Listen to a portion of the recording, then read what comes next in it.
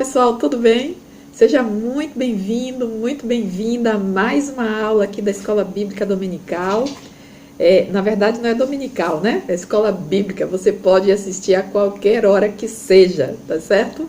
Bem, hoje nós estamos aqui com a nossa quinta lição e o nosso tema é o casamento é para sempre. Bom, vamos ver aí o que a gente pode aprender e não esquece, hein? A cada tópico você tem aí uma dinâmica que você pode fazer tanto na sua classe de EBD e também, se você tiver um ministério de casais, você também pode utilizar. Aproveita aí, tá bom, pessoal? E não esquece que você também tem aqui o slide que eu apresento aqui nessa aula, tá certo? Mas falado tudo isso, vamos lá e não esquece, deixa aí a sua curtida porque ajuda muito e me anima a trazer mais conteúdo aí com dinâmicas para você, tá? Bem, nós temos aqui então o nosso texto áureo, tá? O nosso texto áureo está lá em Mateus 19, no versículo 6, e a gente lê assim: assim não são mais dois, mas uma só carne. Portanto, o que Deus ajuntou, não separe o homem. A nossa verdade prática é a vontade de Deus para o casamento, é que ele seja vitalício. Na continuidade do Sermão do Monte, Jesus, ele condena o adultério. E a gente vai ver isso mais lá para frente, tá?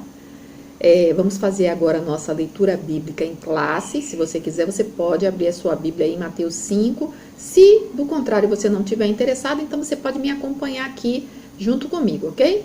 Então, lá em Mateus 5, 27 a 32, a gente lê: ouvistes o que foi dito aos antigos, não cometerás adultério. Eu, porém, vos digo que qualquer que atentar numa mulher para cobiçar, já em seu coração cometeu adultério com ela.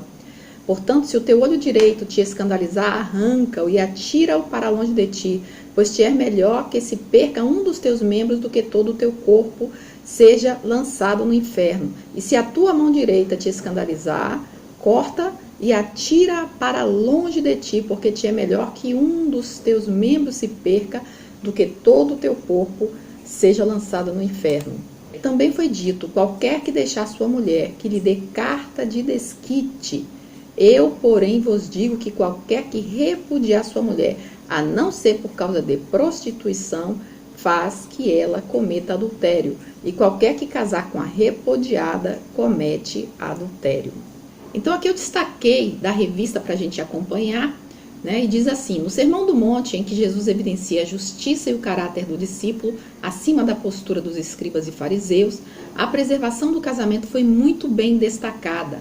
Ao evocar o 7º mandamento, não adulterarás, que está lá em Êxodo 20, 14, a intenção do mestre é colocar o casamento no seu devido lugar, como foi designado pelo próprio Deus, no versículo, né, no capítulo 2 de Gênesis, no versículo 24. Portanto, deixará o homem o seu pai e a sua mãe, e apegar-se-á à sua mulher, e serão ambos uma só carne.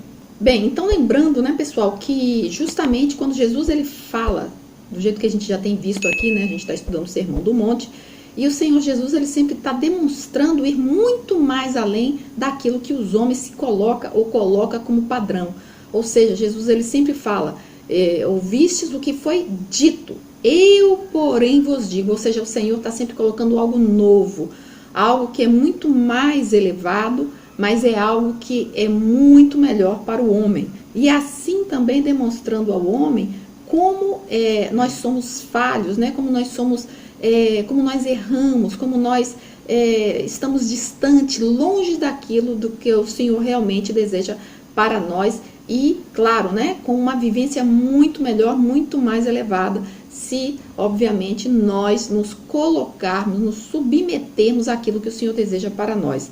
E, evidentemente, que se a gente obedece àquilo que o Senhor quer para as nossas vidas, nós não teríamos ou não veríamos tanto sofrimento, tanta dor, tanta lágrima, principalmente nesse tema que nós estamos discutindo hoje, que é justamente a questão do casamento, né? Quando a gente vê aí tantos casamentos sendo destruídos, tanto casamentos que são colocados aí como algo assim tão sem valor, né? Hoje as pessoas casam e descasam, as pessoas não lutam tanto como deveriam lutar pelos seus relacionamentos, ou seja, quase seguindo aquilo que era proposto no tempo do Senhor Jesus, quando Moisés deu, né, a carta de desquite. Por quê? Porque qualquer coisa, se uma mulher queimasse um feijão, já era um motivo para um divórcio, para uma separação, para entregar a sua mulher na casa dos seus pais.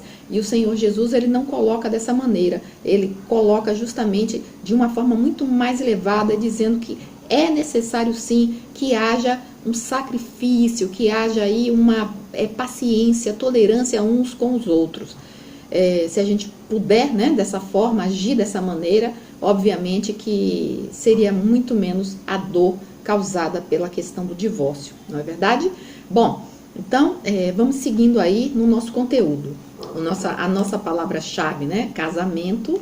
Como eu tenho colocado aqui, eu vou dar simplesmente fazendo um comentário breve, tá, a respeito aí dos 3 tópicos, que é baseado no tema principal. E aí, no caso, o nosso primeiro tema principal é a condenação do adultério.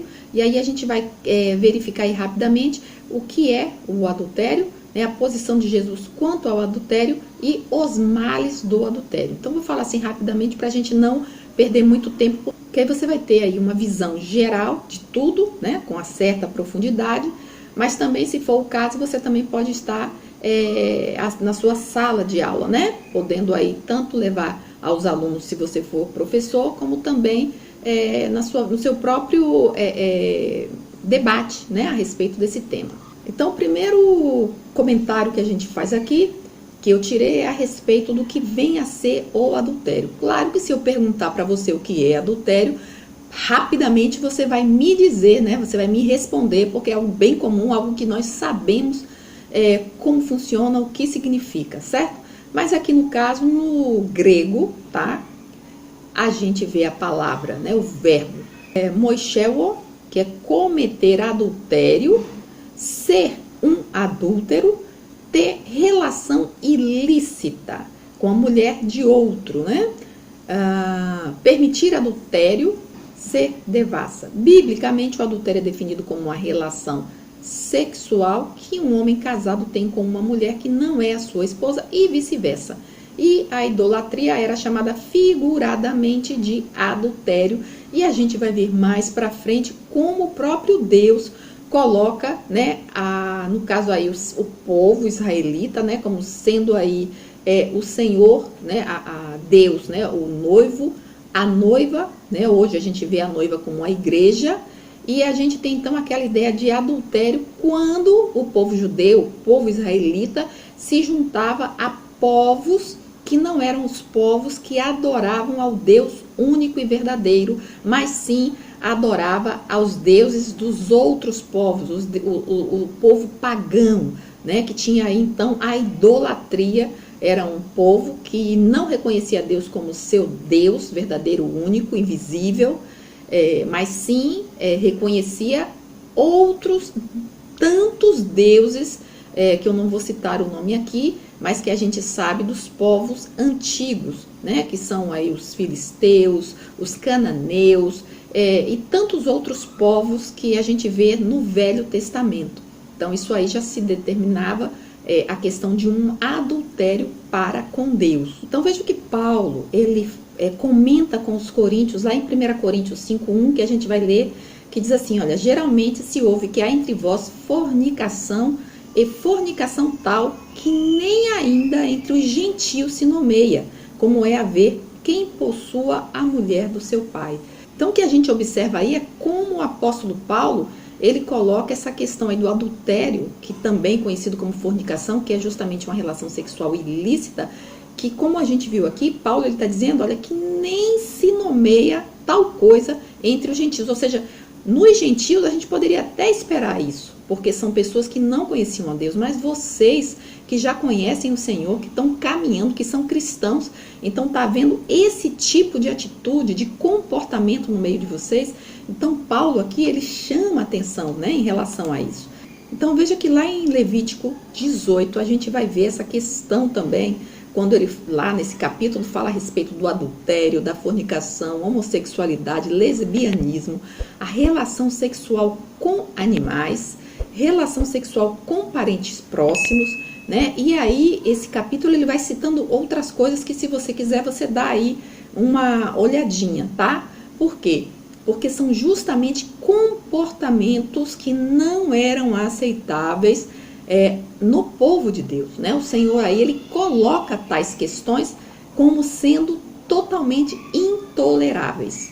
Então, o que a gente pode observar nessa questão aí, quando Jesus ele comenta, né, e a gente vai ver isso aí já, né, abrangendo mais a questão aí do segundo tópico, que é justamente o pecado começando no coração do homem, né? Porque quando Jesus ele fala, olha, no tempo antigo foi dito dessa maneira, né? Que no caso aí, levando a questão do adultério como já o ato em si acontecendo. Mas quando o Senhor Jesus ele vem e coloca a visão dele, ele fala, olha, basta você ter um pensamento impróprio, basta você cultivar isso na sua mente, no seu coração. Isso já é o adultério. É justamente aquela questão que a gente já viu sobre o matar. Não é simplesmente você chegar e matar, né? Cometeu ali aquele pecado, agiu, né, dessa forma assim, já no limite, né? Tirou a vida de alguém. Não, mas só de você comentar, falar algumas coisas, ter um ódio dentro do seu coração, desejar aquilo para aquela pessoa, ou seja, a intenção. Então é algo que a gente precisa ter cuidado, porque tem a ver com aquilo que está no meu coração, na minha mente, que está aqui permeando, né, na minha cabeça, os meus sentimentos para com alguém, para com alguma situação. Então o Senhor Jesus ele vai muito mais além do que isso. Então, para Jesus, a gênese do adultério está no coração, começando com um olhar cobiçoso e pensamentos impuros que levam à prática sexual ilícita. Então é justamente sobre isso que nós estamos falando, né? E aí o adultério ele sempre é prejudicial para a estrutura familiar, e qualquer infidelidade no relacionamento a dois sempre será ruim, pois gera desconfiança, feridas emocionais, desvalorização, desespero, fraqueza e queda na vida espiritual. Então veja, sabendo dos malefícios que é a questão do adultério, é que a gente precisa passar longe, ter muito cuidado com aquilo que a gente está pensando, com aquilo que a gente está, no caso, aninhando em nosso coração, aquilo que a gente está vendo, aquilo que a gente está permitindo que entre, né? Aquilo que a gente vê na internet, aquilo que a gente assiste na televisão, aquilo que tem sido as conversas, né? As rodas que a gente tem estado aí, que a gente tem permitido, diálogos, que às vezes sem perceber a gente deixa que entre. É como eu gosto sempre de contar uma historinha que fala a respeito de um sapo, né? Quando você pega uma panela com água e coloca um sapo dentro, ele não vai pular fora, ele vai continuar ali naquela panela, né? Mesmo que você coloque ela no fogo,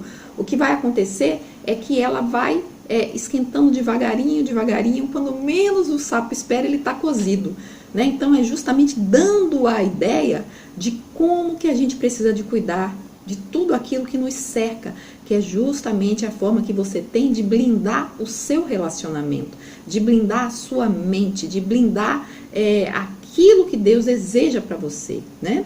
Então, o que é que acontece? Quando você põe uma panela com água fervente, né? Você está ali com aquela panela que já está fervendo e pega um sapo e coloca dentro, ali ele não vai, né, permitir estar ali dentro, ele vai simplesmente tomar aquele choque e vai vazar, né? Como se diz por aí, ele vai se mandar, né? Pular longe. Então é justamente dando a ideia de como proceder nos nossos relacionamentos e em tudo aquilo que a gente escolhe para a nossa vida, sempre lembrando, nós temos o livre-arbítrio, nós não somos seres que não pensamos, né? Como alguns dizem, porque para o homem é mais difícil, né? Porque... Não, nós somos seres humanos pensantes. E outra coisa, lá em 1 Coríntios 2,16, olha o que a palavra do Senhor diz. Porque quem conheceu a mente do Senhor para que possa instruí-lo? Mas nós temos a mente de Cristo. Se nós temos a mente de Cristo, nós sabemos muito bem como nos portar, né? É algo que está na minha mão, algo que está na sua mão. Então a gente, justamente para evitar toda a dor, todo o sofrimento, né? Entre o casal, entre os filhos, entre as pessoas que rodeiam, né? Porque sempre que a gente vê um casamento, como que a gente se sente? Há esperança, há o amor, a Deus, né? O relacionamento de um homem, de uma mulher, é algo que, sabe, enche a nossa alma, alegra a nossa alma. Mas toda vez que a gente ouve, né, a questão do uma separação, um divórcio, infelizmente, como nós temos ouvido a respeito de divórcios, eu mesmo fico super triste, né? Porque antes era tão distante, era tão difícil você ver essa questão do divórcio. E hoje, sabe, você vê amigos seu, para um momento e pensa em alguns amigos que você pensava que jamais, né, poderia passar por um divórcio, mas infelizmente aconteceu, né? Por que será? Por que será? Nós precisamos lembrar, eu tenho a mente de Cristo, amém? Então eu posso muito bem tomar uma decisão. Não é que eu vou viver, sabe, infeliz pro resto da vida, mas eu posso trabalhar essa questão. O que é que tá ruim? Eu não posso simplesmente desejar um divórcio porque, poxa, a gente já tá com 15 anos de casado, 20, já viramos irmãos. Poxa, que frase mais absurda, né? Já viramos amigos. Que maravilha se você pode casar com um amigo, tá com seu amigo, né? Aquela pessoa que ao mesmo tempo que é o seu amigo, é o seu companheiro, é o seu amante, é o seu marido, é a pessoa que você escolheu para viver com você até o último dia da sua vida, né? Quem dera, olha que presente, né? Então a gente precisa parar e pensar a respeito disso. Amém? E aí, pessoal, você vai aí fazer, caso você seja aí um professor, né? Você vai fazer aí uma dinâmica na sua sala de aula. E então eu botei aqui esses 2 copinhos só para você lembrar, tá? De como é que vai funcionar caso você use os slides. E então você vai preparar 2 copos de suco, chame aí 2 voluntários, tá? E então em um copo você vai colocar o suco normal, gostoso, saboroso. Mas já no segundo copo você vai colocar sal, tá? E aí então você vai pedir para que os 2 ao mesmo tempo provem, mas coloca bastante sal, hein? E aí, ao mesmo tempo, você vai pedir para que os 2 provem essa bebida, tá? Agora, uma sugestão também, caso você queira, é que você pode ter copinhos pequenininhos, tá? E encher esses copinhos, né? Bota aí a metade com açúcar, um suco bem gostoso, e põe uma metade aí com sal, bastante sal. Fica a seu critério, tá? E pede então para que eles provem. Claro que alguém, né, que tá aquele suco gostoso, vai provar, vai tomar, vai até o finalzinho. Agora, aquele que tá com aquela bebida, né, que tá com sal, vai ser horrível, né? Ele vai botar na boca e vai rapidamente tirar da boca, porque não vai suportar. E aí, depois é que você vai começar a conversa, né, falando justamente a respeito do que essa experiência tem a ver com adultério, com um casamento, né, que ele é puro, que ele é uma relação limpa, que ele é uma relação realmente aos olhos de Deus totalmente aceitável, e um casamento que é totalmente, sabe, rejeitado pelo Senhor, né, que não é aceito, ao qual entrou a impureza do adultério, a impureza da traição. Você então vai fazer esse paralelo, tá certo? Bom, e aí nós temos a nossa sinopse. A nossa sinopse é justamente o Senhor Jesus condena claramente a prática do adultério. Então a gente já vai aí para o nosso segundo tema, tá? Que é o que rege o coração, regerá o corpo. E nós temos então os 3 subtópicos, né? O que procede do coração, o homem é o que pensa, e sujeitando o corpo ao Espírito Santo. E aí vamos ver, né, o que a gente pode tirar daqui. Bem, daqui eu destaquei, né, que o pecado não está restrito apenas ao ato, mas também ao pensamento impuro, maligno, cuja fonte é o coração. Então vejamos o que o Senhor Jesus fala lá em Mateus 15, no verso 19. Porque do coração procedem os maus pensamentos, mortes, adultérios, fornicação, furtos, falsos testemunhos, blasfêmias. São estas coisas que contaminam o homem, mas comer sem lavar as mãos, isso não contamina o homem. Então veja como aqui é super claro quando a gente fala, né, daquilo que eu tenho aninhado no meu coração, aquilo que eu tenho deixado entrar na minha mente, né, aquilo que eu tenho permitido. Aqui o Senhor Jesus é muito claro quando ele fala aí, né, para aquelas pessoas que estavam ouvindo e que a gente, né, está ouvindo nesse momento que a gente faz o estudo dessa lição, né? Porque do coração é que procede os meus maus pensamentos. Da mesma forma que procede os maus pensamentos, também procede os bons pensamentos. Então, quando o Senhor Jesus ele fala de mortes, adultério, fornicação, eu tenho uma escolha. Eu tenho como decidir o que é que eu vou alinhar no meu coração, o que é que eu vou abraçar no meu coração, o que é que eu vou aceitar no meu coração, né? As coisas negativas, as quais foram faladas, ou eu vou justamente abraçar as coisas que são positivas, o amor, a confiança, a lealdade, né? Então, é uma coisa que está no meu controle, na minha mão. Como a gente acabou de ver lá em Coríntios, né? Em 1 Coríntios, nós temos a mente de Cristo. Agora, fica mais difícil aquela pessoa que não tem a mente de Cristo. Agora, será que eu vou permitir, né, que o apóstolo Paulo, quando ele fala lá aos Coríntios, né? Poxa, olha, eu estou ouvindo que entre vocês tem fornicação, pecado tal que nem no meio dos gentios a gente ouve. Ou seja, como é que está havendo pecados no meio de vocês que são cristãos? Isso a gente poderia até ouvir no meio daquelas pessoas que não conhecem a Deus. E às vezes a gente vê relacionamentos no meio de pessoas que não conhecem ao Senhor, mas que tem casamentos que são casamentos assim, sabe, totalmente invejáveis, né? O que é que está acontecendo? Né? Por quê? Porque o que o Senhor Jesus falou está no meu controle. Eu decido, não é uma questão que eu vou colocar uma placa aqui e dizer, eu sou cristão. Não, é o que está aqui dentro, sabe? Independente de quem eu sou, vai depender do que eu estou abraçando. Se eu abraço as coisas que são positivas, se eu rejeito aquilo que fere o outro, né? Se eu abraço aquilo que é o amor, né? O amor pelo meu próximo, o amor por aquela pessoa que Deus colocou na minha vida, o amor por aquela pessoa que eu escolhi para caminhar comigo. Então eu vou ser fiel a essa pessoa. Quando eu tomo essa decisão, não importa quem eu seja, não vai haver o adultério, não vai haver a falta de confiança, não vai haver a traição, né? Porque é uma coisa que eu escolhi. É isso que o Senhor Jesus está falando. Nesse segundo momento aqui, eu retirei do texto, né, que é sabido por todos que o homem é o que ele pensa ou sente. Os pensamentos e ideias que estão no seu homem interior são os motores que colocam em ação todo o seu corpo e são determinantes para a sua conduta. Desse modo, o homem colherá aquilo que semeará. É o que a gente lê em Gálatas 6, 7. Né? Aquilo que a gente planta é aquilo que a gente colhe. Eu não posso plantar, né, uma semente de laranja e colher maçãs, não é verdade?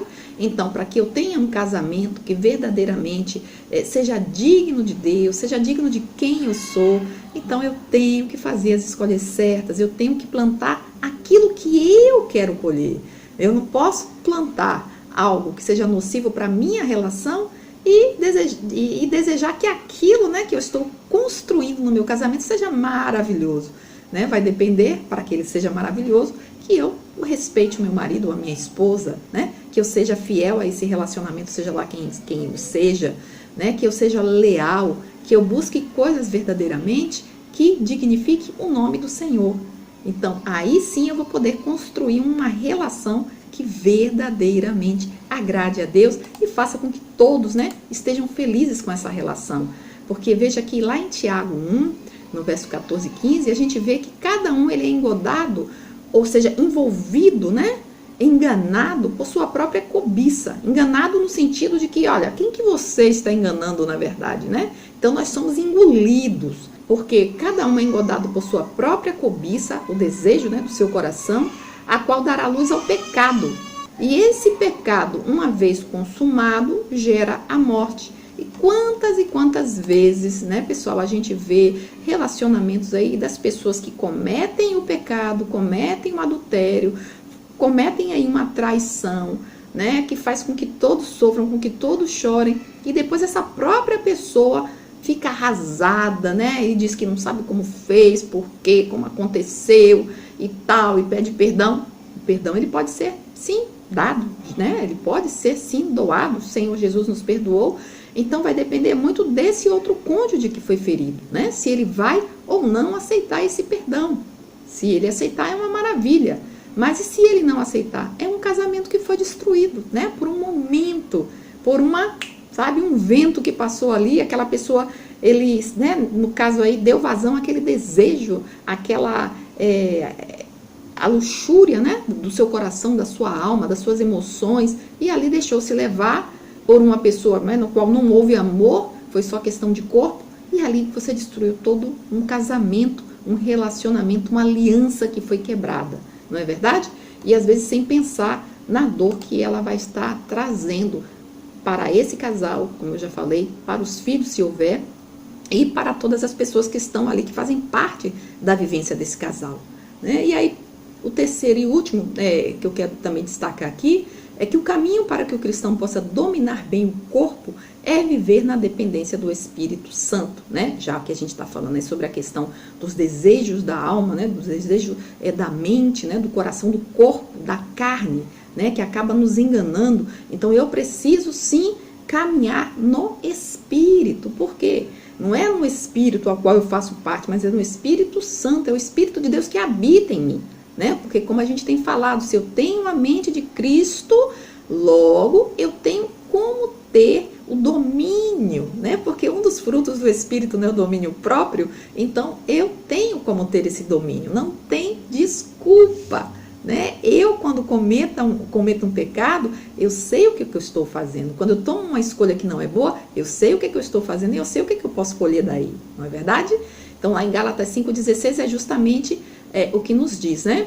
Jesus fez uso de figuras de linguagem e de modo hiperbólico para mostrar como se deve fazer para vencer os instintos sexuais. Então veja o que o Senhor Jesus ele diz aqui em Mateus 5,29.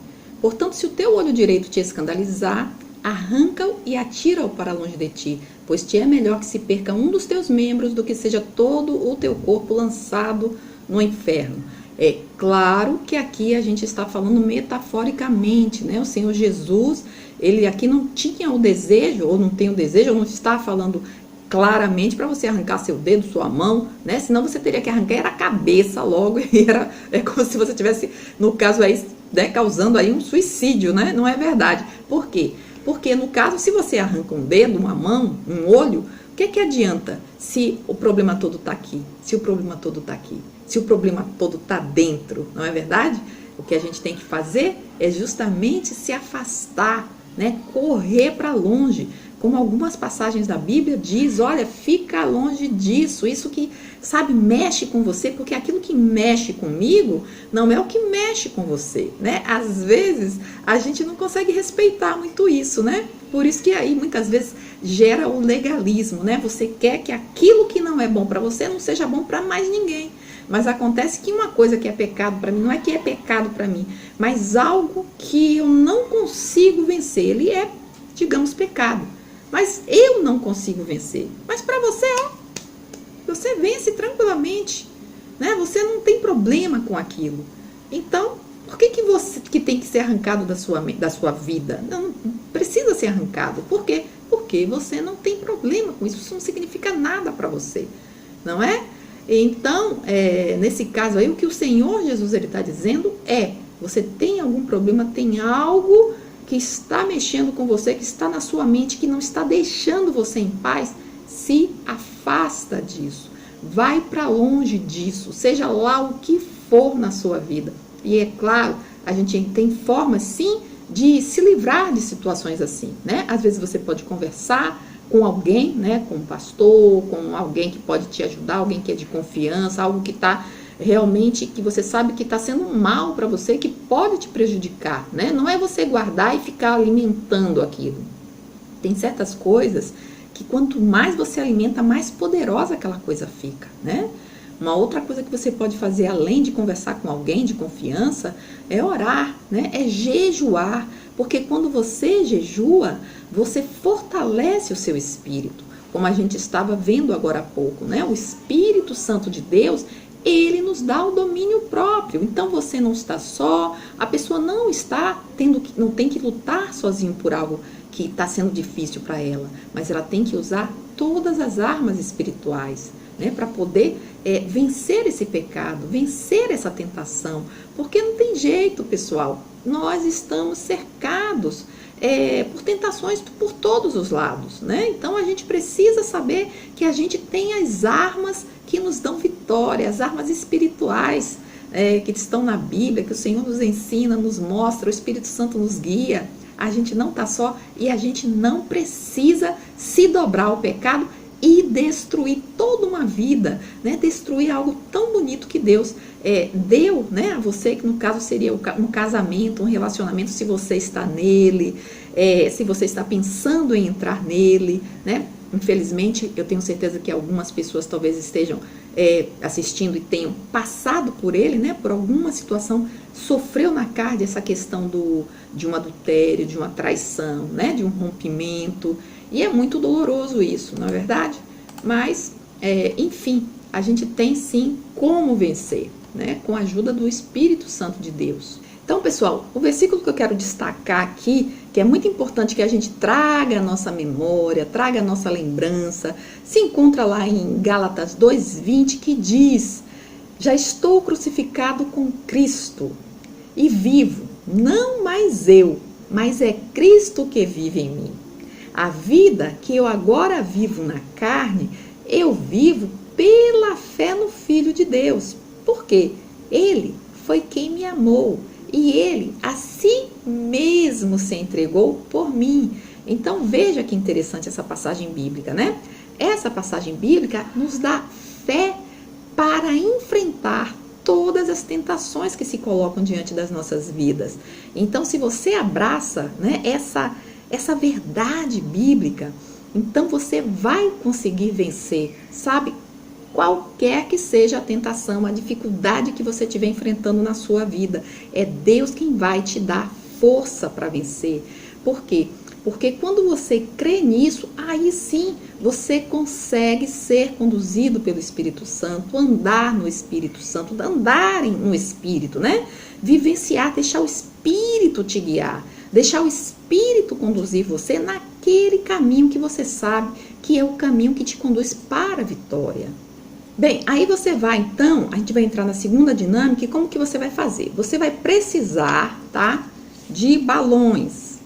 E aí você vai, chama aí alguns alunos, tá, voluntários, você decide quantos. E aí você vai entregar um balão. Por quê? Porque aí a gente vai falar a respeito do nível de estresse. Se você tiver alunos que sejam casados, interessante, porque você pode chamar também, né, a questão aí dos casais, pode chamar, aproveita aí e faz com ele essa dinâmica, tá? Que é o nível de estresse. E então você vai pedir para eles, vai fazer aí uma listinha de algumas perguntas e eles, cada vez que aquilo que você falar causar estresse nele, né, nas pessoas, nos voluntários, eles vão ter que soprar a bola. Então, por exemplo, né, quando não me responde, né, causa estresse? Causa muito estresse, então você assopra. Quando deixa a roupa largada no chão, causa estresse. Quando não tem tempo para a família, causa estresse. Assopra ou não assopra? Ó, a minha tá enchendo, mas aí no caso, né, pode ter gente aí que não vai encher. Não me estressa se deixa a roupa no chão, não me estressa se chega atrasado, não me estressa se, no caso, chega mais tarde sem avisar, não me estressa quando leva alguém em casa sem ter me comentado nada, não estressa. Então, maravilha, né? Agora, se o balão estourar, aí o casal, no caso, precisa repensar, né, se necessita conversar e ajeitar algumas coisas, porque o que não pode é estourar a bola, tá bom, pessoal? Bem, então a gente vai caminhando, né, para a nossa sinopse, que diz: o que procede do coração, que permeia o pensamento do homem, determinarão seu comportamento. Então, temos que ter muito cuidado com aquilo que está no nosso coração, né? E aí a gente vai para a nossa último tema com esses 3 subtópicos, que é a indissolubilidade do casamento, tá? E aí a gente tem os 3 tópicos, que é o casamento na perspectiva bíblica, o que fazer para que o casamento seja para sempre. Casamento, uma união indissolúvel. Bem, aqui eu destaquei, né? Sabemos que o casamento é mais fundamental em todas as instituições sociais. Na perspectiva divina, o casamento deve ser uma união permanente em que o homem e mulher entrem em uma aliança a fim de construir uma união única na mais perfeita intimidade. Que coisa bacana, maravilhosa, se fosse assim, não é, pessoal? Mas a verdade é que a gente não pode colocar uma peneira sobre o sol, né? Porque infelizmente não tem sido assim, mas é algo que a gente precisa trabalhar, é algo que a gente precisa ensinar, é algo que a gente precisa falar na nossa igreja, é algo que a gente precisa falar em qualquer lugar que nós estejamos, que a gente precisa realmente, sabe, animar os casais a lutarem pelos seus relacionamentos, porque casamento é algo sério, realmente é indissolúvel, deveria ser indissolúvel, não é verdade? Mas desde que Adão pecou contra Deus ali no Jardim do Éden, ou seja, ali seria para sempre aquele relacionamento, né? Adão e Eva, mas infelizmente foi o pecado entrando, a queda entrou na nossa relação humana com Deus, a nossa própria relação com Deus foi quebrada, mas o Senhor não desistiu de nós, né? Ele enviou Jesus Cristo, ao qual fez com que nós novamente, né, fôssemos perdoados, porque aqui acima de tudo está o perdão. E o perdão é aquilo que une novamente, né? Não somente o homem a Deus, mas também um relacionamento, né? Se houve uma ruptura através de uma traição, né? Através de algo que não deveria ter entrado nesse relacionamento, somente a graça, somente o amor verdadeiro, somente o perdão, porque o perdão, ele é fruto desse amor, o perdão, ele é fruto dessa graça. Quando o apóstolo Paulo, né, ele coloca a questão do relacionamento, lá em Efésios 5, a gente vê no versículo 25, o que o apóstolo Paulo fala? Ele diz: vós, maridos, amai vossas mulheres como também Cristo amou a igreja e a si mesmo se entregou por ela. Então, o que acontece aqui? Aqui é como se o apóstolo estivesse dizendo que é necessário fazer um sacrifício, né? Em essa comparação, Jesus, ele fez um sacrifício, né? Ele entregou a própria vida. Mas será que os cônjuges, será que os casais estão chegando ao ápice desse sacrifício? Ou será que, sabe, qualquer coisa entra, chega na vida deles e eles já estão, sabe, entregando, jogando a toalha, como se diz por aí, não é mesmo? E aí levando tanta gente ao sofrimento, e é como se fosse, na verdade, aí um egoísmo, né? Um egoísmo, é o amor à sua própria carne, é a idolatria que tem a ver com adultério, como a gente viu no início, né? Porque a adoração, você fica totalmente cego, né? Você esquece aquela pessoa que você escolheu uma vez para estar caminhando contigo e abre mão disso, abre mão de tudo, né? Em função da sua felicidade. Não lembra de Deus, não lembra da pessoa, não lembra da família, não lembra dos filhos, não lembra de nada, não é? E é algo que a gente realmente precisa levar em conta, né? Levar em consideração. Um casal que vive a vida a dois em amor irá construir a mais bela e perfeita união, ainda que enfrente lutas e reveses nessa vida. O casamento deve ser construído com base em respeito, amizade, bom tratamento, carinho, dignidade, entre outros, né? Então a gente já sabe.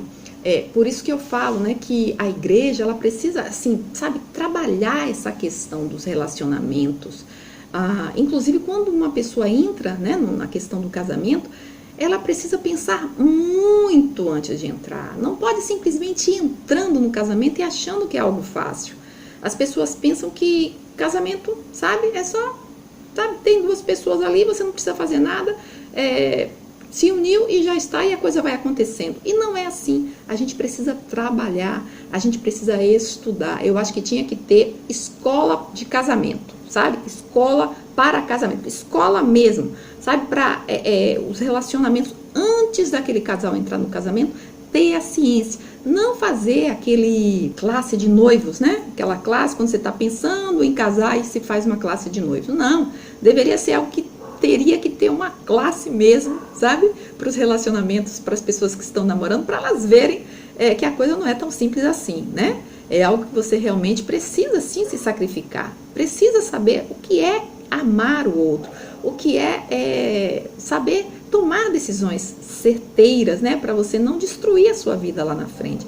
E nem entrar num casamento pensando, se não der certo, eu divorcio. Não é assim que muita gente faz? Não, não pode ser assim, não é? A gente sabe que vai encontrar muitas dificuldades no caminho, mas a gente precisa ser fiel àquela pessoa, né? Principalmente ao Senhor Jesus, a Deus. Na discussão de Jesus com os líderes religiosos, ele destacou os ideais divinos sobre o casamento, isto é, como Deus o havia projetado a fim de que fosse permanente. Bem, essa discussão de Jesus, né, naquela época, o que acontece é que no passado existia duas escolas rabínicas, uma que se chamava Shammai e outra que se chamava Hillel.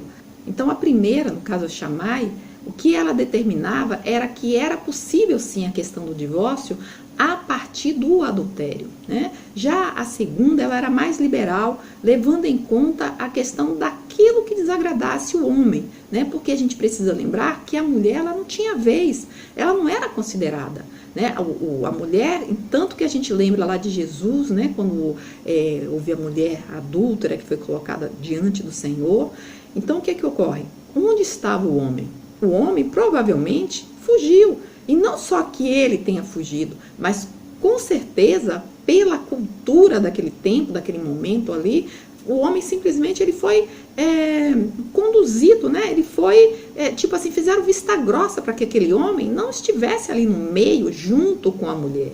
Porque o adultério ele não acontece só com uma pessoa, né? Se acontecesse com uma pessoa, não seria adultério, não é, pessoal? Então tem que ser o casal. E eles foram pegos em flagrantes, mas o homem não foi levado à presença do Senhor, mas a mulher sim. E a pena naquela época era o apedrejamento. No entanto, Jesus, sabendo que o pecado nasce no coração do homem e que todos são pecadores, né? Como a gente vê lá em Romanos 3:23, porque todos os pecados estão separados da graça do amor de Deus. Então o que ocorre? Jesus, na hora que aquele pessoal já está ali armado para jogar pedra, né, Jesus fala, quem não tem pecado que atire a primeira pedra. E ali, do mais velho até o mais novo, foram jogando, né, largando a pedra e reconhecendo que eles todos eram pecadores. Somos todos pecadores, todos somos pecadores. A gente precisa olhar o outro com mais amor, com mais carinho, com mais tolerância, com mais aceitação, com perdão que o Senhor Jesus nos dá. É isso que acontece. Jesus, ele não foi conivente, ele não aceitou o pecado daquela mulher. Tanto que ele disse, os seus pecados, né? Porque onde é que estão os seus acusadores? Eu também não te acuso. Vá e não peques mais. A questão toda está no nosso coração. A gente é muito rápido para acusar, a gente é muito rápido para pecar e a gente é muito devagar para doar o perdão, para doar o nosso abraço, para doar a nossa tolerância para com o outro, né? A paciência, o amor, a graça, né? E foi justamente o que o Senhor Jesus fez. Então, pessoal, não é levando em questão que isso, né? Pecado, ele é aceitável, ele não é aceitável, ele é abominável, ele destrói vidas, né? Mas a questão toda é que a gente precisa sim buscar Deus nas nossas vidas, a gente precisa sim dar espaço para o Espírito Santo e ter a certeza que é Ele que nos fortalece para dizer não ao pecado e viver uma vida de santidade, para glorificar o nome de Deus. Amém? Então o que a gente vai fazer agora? A gente vai para a nossa terceira dinâmica. E a nossa dinâmica tem a ver com uma dinâmica que tem aqui no nosso canal, tá? Eu vou deixar ela aqui para você fazer aí na sua turma, porque eu acho assim que para finalizar vai ser super interessante. Então eu espero que você goste. Se você gostou até aqui dessa lição, se você está gostando, não esquece, pessoal, deixa a sua curtida, compartilha esse conteúdo, tá? Porque abençoa bastante, não só o canal, não só a sua vida, né? Como me anima também a trazer mais ideias aqui para você, tá certo? Bom, a nossa sinopse na perspectiva bíblica, o casamento é uma união indissolúvel. Então, pessoal, aqui para a nossa conclusão, a gente vai ler, tá? Pela palavra de Deus, compreendemos que o casamento é para sempre, mas a sua construção depende de uma vivência com Deus em um relacionamento marcado pelo amor. Frente aos problemas que possam surgir, o caminho não é o divórcio. Os cônjuges devem agir com boa vontade e sacrifícios, buscando sabedoria divina para que se volte a verdadeira harmonia com a presença de Jesus, né? Então a gente precisa sempre dar um passo a mais, sempre seguir adiante, sempre com uma intimidade com o Senhor Jesus, com a sua palavra, porque é assim que a gente vence as nossas lutas, as nossas dificuldades e a gente pode vencer. E antes de mais nada, não pense em entrar em um casamento se você não estiver seguro da decisão que você tem que tomar, o que você está tomando, né? Casamento não é algo simples, não é um brinquedo, é algo muito sério.